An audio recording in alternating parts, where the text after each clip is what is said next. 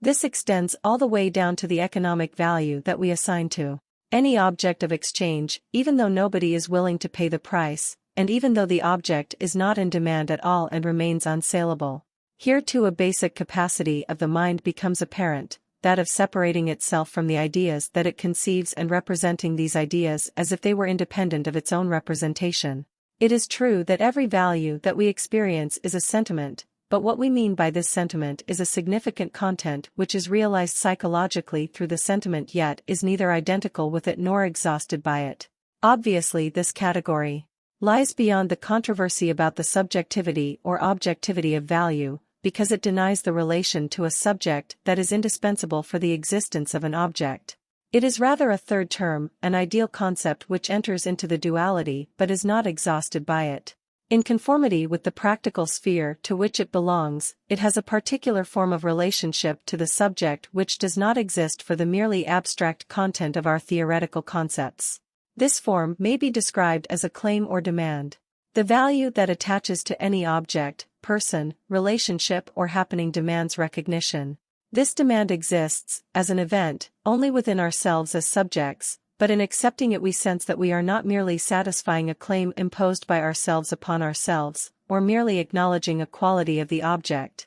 The ability of a tangible symbol to awaken in us religious feelings, the moral challenge to revolutionize particular conditions of life or to leave them alone, to develop or retard them, the feeling of obligation not to remain indifferent to great events, but to respond to them. The right of what is perceived to be interpreted in an aesthetic context, all of these are claims that are experienced or realized exclusively within the ego and have no counterpart or objective point of departure in the objects themselves, but which, as claims, cannot be traced either to the ego or to the objects to which they refer.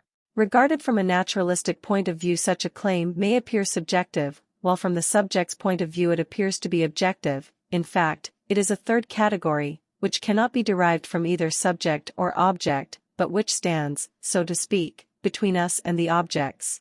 I have observed that the value of things belongs among those mental contents that, while we conceive them, we experience at the same time as something independent within our representation, and as detached from the function by which it exists in us. This representation, when its content is a value, appears upon closer scrutiny as a sense that a claim is being made. The function is a demand which does not exist as such outside ourselves, but which originates in an ideal realm which does not lie within us. It is not a particular quality of the objects of valuation, but consists rather in the significance that the objects have for us as subjects through their position in the order of that ideal realm. This value, which we conceive as being independent of its recognition, is a metaphysical category, and as such it stands as far beyond the dualism of subject and object as immediate enjoyment stands below it.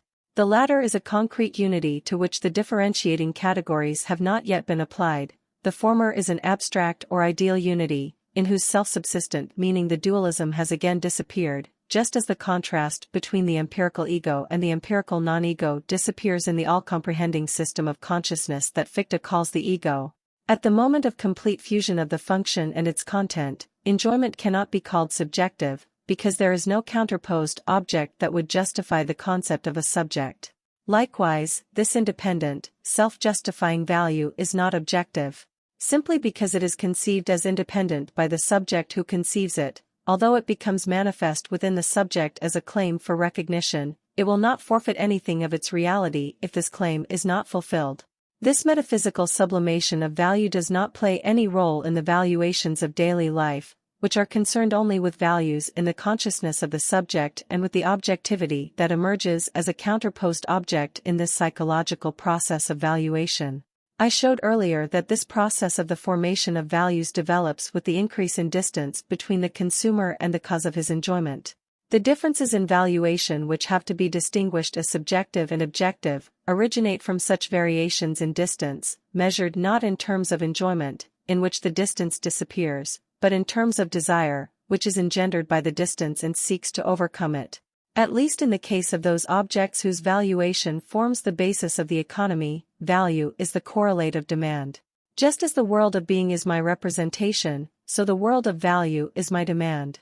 However, in spite of the logical physical necessity that every demand expects to be satisfied by an object, the psychological structure of demand is such that in most cases it is focused upon the satisfaction itself, and the object becomes a matter of indifference so long as it satisfies the need.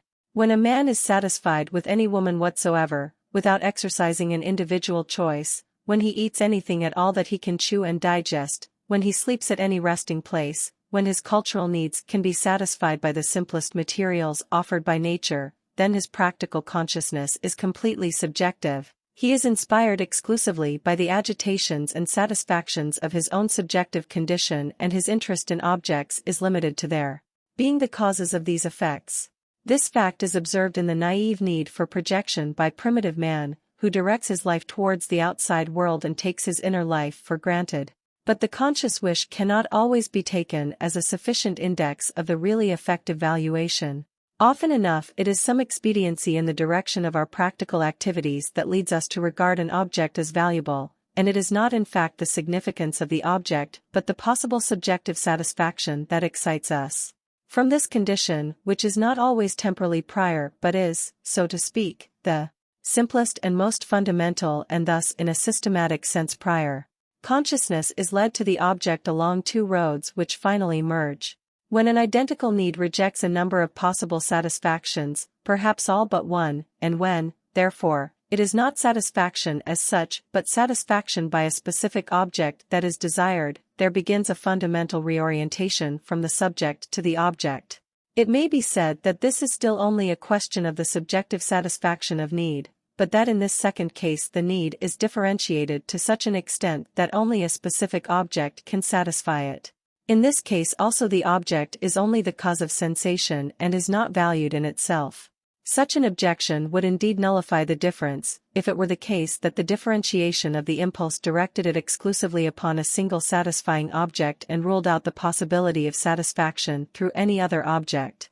However, this is a very rare and exceptional case. The broader basis from which even the most highly differentiated impulses evolve, and the original diffuseness of need which includes only a drive but not yet a definite single goal, remain as a substratum upon which a consciousness of the individual character of more specific desires for satisfaction develops. The circle of objects that can satisfy the subject's needs is diminished as he becomes more refined, and the objects desired are set in a sharper contrast with all the others that might satisfy the need but are no longer acceptable. It is well known from psychological investigations that this difference between objects is largely responsible for directing consciousness towards them and endowing them with particular significance. At this stage the need seems to be determined by the object, feeling is guided increasingly by its terminus ad quem instead of its terminus a quo, in the measure that impulse no longer rushes upon every possible satisfaction. Consequently, the place that the object occupies in our consciousness becomes larger. There is also another reason for this.